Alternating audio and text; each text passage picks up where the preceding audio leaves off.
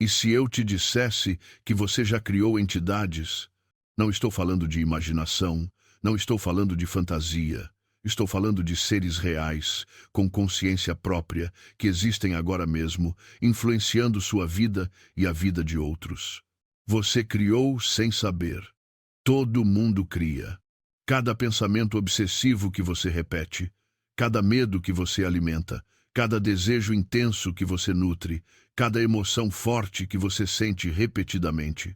Todos eles ganham forma, todos eles ganham vida, todos eles começam a existir independentemente de você. Culturas antigas sabiam disso. Tibetanos chamavam de tulpas, ocultistas europeus chamavam de elementais, teosofistas chamavam de formas-pensamento, magos do caos chamam de servidores astrais. Nomes diferentes, mesmo fenômeno. Pensamento cria realidade. Não metaforicamente, literalmente. E quando você entende isso, tudo muda. Porque se pensamento cria realidade, então você não é vítima do mundo. Você é co-criador dele. Bem-vindos à luz negra, onde a sombra ilumina. Hoje, vamos explorar o primeiro princípio hermético.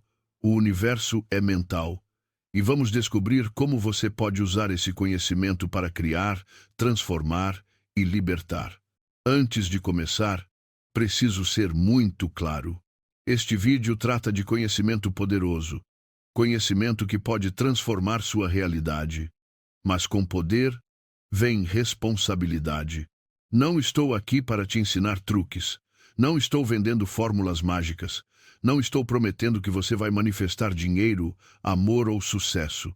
O que vou apresentar é filosofia profunda e prática operativa. Filosofia que existe há milênios. Prática que é levada a sério por ocultistas, magos e místicos do mundo todo. Se você vai usar isso, use com consciência, use com ética, use com intenção elevada. Porque o que você cria com sua mente pode criar vida própria. E você é responsável por isso. Tudo o que eu disser aqui você pode pesquisar. As fontes estão na descrição. Agora, se você está pronto para questionar tudo o que te disseram sobre realidade, mente e consciência, vamos mergulhar. Existe um livro publicado em 1908 chamado O Kybalion. Ninguém sabe quem escreveu. Foi assinado apenas como 13 iniciados. Esse livro apresenta 7 princípios herméticos, 7 leis universais que, segundo os autores, governam toda a realidade. E o primeiro princípio, o mais fundamental de todos, diz o seguinte: o todo é mente, o universo é mental. O que isso significa? Significa que tudo que existe, desde uma pedra até uma galáxia, desde um pensamento até um planeta, é uma manifestação da mente universal. A realidade não é sólida. A realidade não é fixa. A realidade é uma projeção mental. Isso parece absurdo? Parece loucura? Então deixa eu te mostrar que a ciência moderna está chegando na mesma conclusão. Física quântica descobriu algo perturbador. Partículas subatômicas não existem em um lugar definido até serem observadas. O ato de observar, de medir, de prestar atenção, colapsa a função de onda e cria realidade. Em outras palavras, consciência cria realidade. Não é metafísica, é física. O experimento da dupla fenda mostrou isso. Elétrons se comportam como onda ou partícula, dependendo se estão sendo observados ou não. A consciência do observador muda o comportamento da matéria. Isso significa que o universo não é objetivo. O universo responde à consciência. Os hermetistas sabiam disso há 5.000 anos, e eles levaram essa ideia às últimas consequências. Se o universo é mental, então pensamento cria forma, crença cria experiência, atenção cria realidade, imaginação é ferramenta criativa real. E tem mais. Lembra do vídeo sobre 2 deuses da criação em Gênesis? Lembra que em Gênesis, Elohim cria pela palavra? Ele fala, e acontece. Haja luz, e há luz.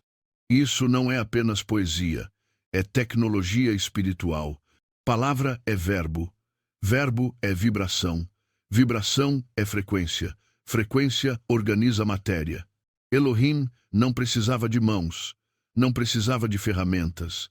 Ele usava mente, ele usava palavra, ele usava intenção focada. E você pode fazer o mesmo, não no nível cósmico. Você não vai criar galáxias. Mas no nível da sua realidade pessoal, absolutamente. Porque se o universo é mental e você é parte do universo, então sua mente é parte da mente universal.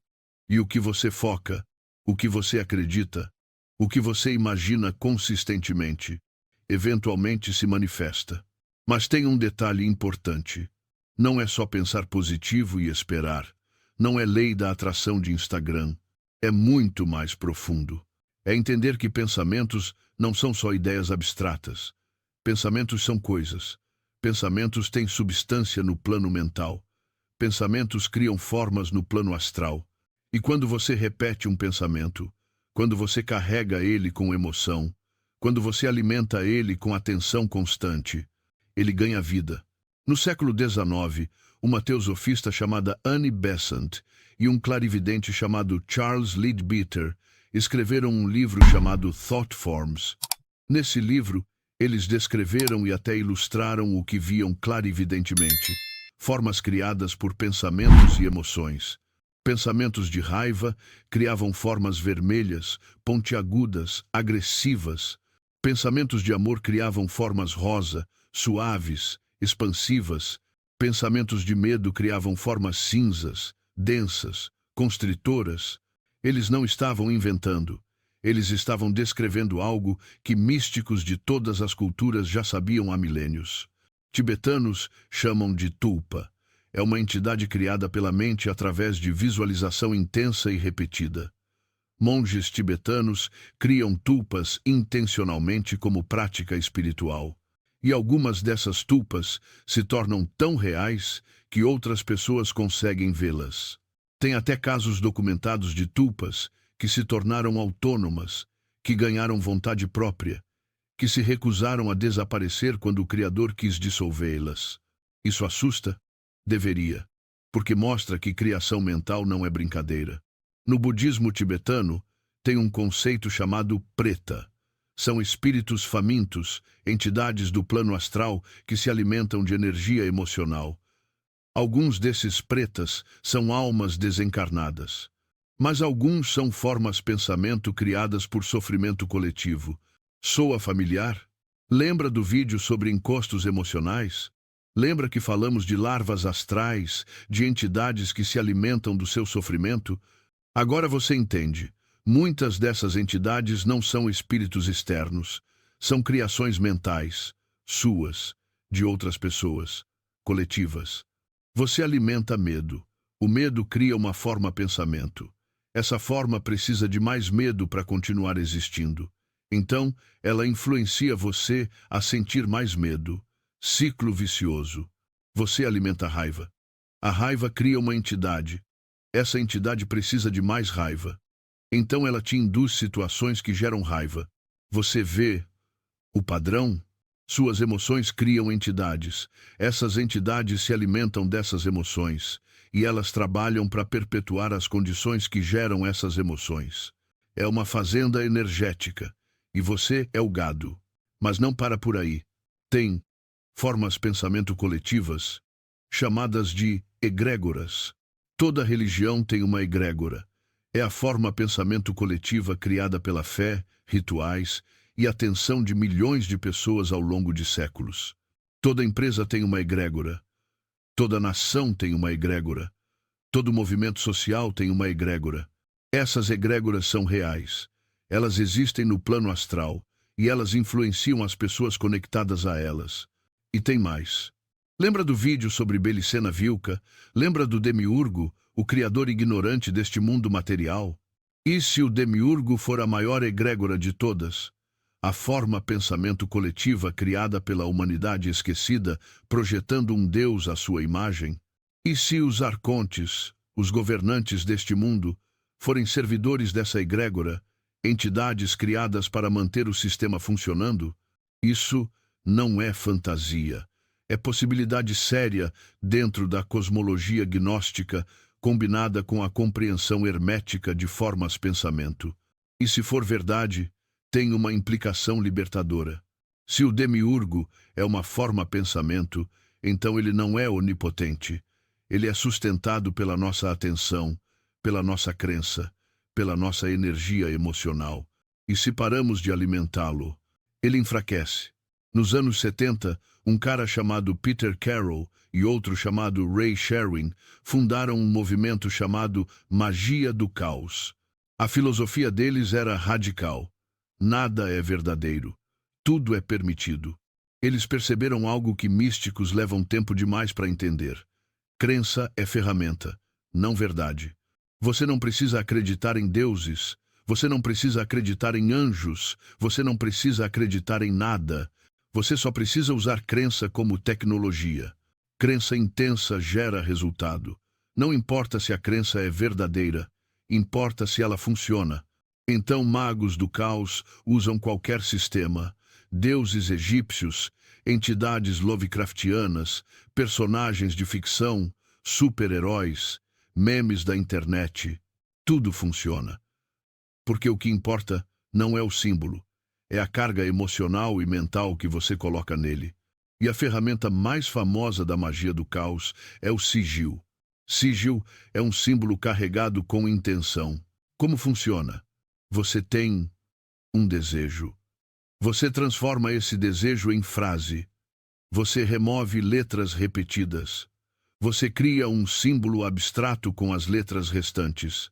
E então você carrega esse símbolo com energia através de visualização, emoção ou gnose. Gnose aqui significa estado alterado de consciência. Pode ser êxtase, pode ser exaustão, pode ser meditação profunda, pode ser orgasmo. Qualquer estado onde a mente racional desliga e o inconsciente assume. Nesse momento você lança o sigil. Você o queima, ou o rasga, ou o esquece completamente. E então, você deixa o universo trabalhar. Parece absurdo? Milhares de praticantes relatam resultados consistentes. Por que funciona? Porque sigil é uma forma-pensamento concentrada. É uma semente plantada no inconsciente. E o inconsciente, conectado à mente universal, começa a manifestar. Não é mágica no sentido de violar leis naturais. É mágica no sentido de usar leis naturais que a maioria ignora. Lei do mentalismo. Pensamento cria forma. E magos do caos levaram isso ao extremo, criando servidores astrais. Servidor astral é uma forma-pensamento criada intencionalmente para cumprir uma função específica. Pensa num programa de computador. Você programa ele para fazer uma tarefa. Ele executa. Ele não questiona. Ele só faz. Servidor astral é a mesma coisa, mas no plano astral. Como se cria? Você visualiza a entidade. Você define sua aparência, sua personalidade, sua função. Você a batiza com um nome. Você a carrega com energia através de ritual, visualização, emoção. E então você a ativa. Você a solta no plano astral com uma ordem clara. E ela vai. E ela faz. Servidores podem ser criados para qualquer coisa. Proteção, cura, buscar informação, influenciar situações, encontrar objetos perdidos. Alguns magos criam servidores para proteger a casa. Outros criam para ajudar nos sonhos. Outros criam para auxiliar em projetos criativos. Não é diferente de criar um assistente virtual. Só que esse assistente existe no plano sutil. Mas tem regras, tem cuidados, tem perigos. Primeiro, servidor precisa de energia. Ele se alimenta da sua atenção, da sua emoção. Se você não alimenta regularmente, ele enfraquece e dissolve. Ou pior, ele busca energia em outro lugar. Segundo, servidor pode ganhar autonomia. Se você carrega ele com muita energia, se você interage com ele como se fosse real demais, ele pode desenvolver vontade própria, e aí você perde controle. Terceiro, você é responsável. Se você cria um servidor para prejudicar alguém, você está criando uma entidade maligna que pode eventualmente se voltar contra você. Quarto, dissolução. Todo servidor deve ter data de validade ou condição de dissolução. Quando a tarefa acabar, ele deve ser desfeito conscientemente, senão ele fica vagando. Por isso eu não vou dar aqui um tutorial completo. Não vou ensinar passo a passo como criar, porque seria irresponsável. Mas vou te dizer o essencial. Se você quer explorar isso, estude, leia os livros, entenda a filosofia. Pratique com intenções pequenas e inofensivas primeiro. Nunca crie servidor com raiva, com desejo de vingança, com intenção de controlar outros. Sempre defina limites claros. Sempre programe dissolução. E sempre, sempre, sempre tenha em mente, você está criando vida. Vida sutil, mas vida. E com isso vem responsabilidade. Agora conecta tudo. Você aprendeu que o universo é mental, que pensamento cria forma, que formas pensamento ganham vida, que você cria entidades sem perceber e que magos conscientes criam intencionalmente.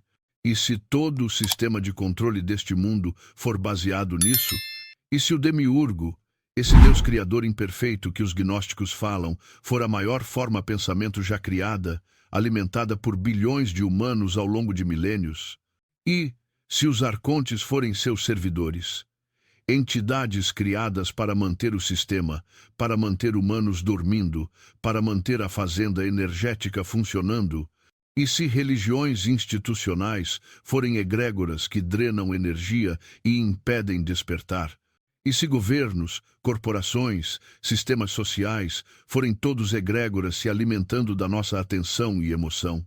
Não estou dizendo que é assim, estou dizendo, e se for, então libertação não vem de fora, libertação vem de dentro. Libertação vem de parar de alimentar essas egrégoras, de retirar sua energia delas, de criar conscientemente suas próprias realidades, em vez de aceitar passivamente as criadas por outros. Gnosis, conhecimento direto, não crença, experiência. Quando você entende que pensamento cria, você para de ser vítima, você para de esperar salvação externa, você se torna co-criador consciente. E é isso que eles não querem, é isso que foi suprimido, é isso que foi chamado de heresia. Porque o humano consciente do próprio poder criativo não é controlável. Então, o que você faz com esse conhecimento? Você pode ignorar, pode achar loucura, pode voltar para a vida normal. Ou você pode começar a prestar atenção nos seus pensamentos, nas suas emoções, no que você alimenta com sua atenção. Você pode começar a criar conscientemente, não servidores astrais complexos, mas suas próprias formas pensamento positivas, intenções claras, visualizações focadas. Você pode parar de alimentar medo, raiva, desespero e começar a alimentar amor, coragem, clareza. Não é fácil, não é rápido, mas é possível. E se você decidir ir mais fundo, se decidir praticar magia, criar servidores, trabalhar com formas pensamento intencionalmente, lembre-se, você é responsável por tudo que você cria, por todas as consequências. Use com intenção elevada. Use para crescimento, cura, proteção, criação. Nunca para manipulação, vingança, controle. E sempre, sempre, sempre dissolva o que você criar quando não for mais necessário. Se esse vídeo ressoou com você, compartilhe, comente, se inscreva. Mas mais importante, pesquise, leia, experimente, descubra por si mesmo. As fontes estão na descrição. Aqui é a luz negra, onde a sombra ilumina e a iluminação vem de dentro para fora. Você não é vítima do universo, você é co-criador dele. Até o próximo despertar.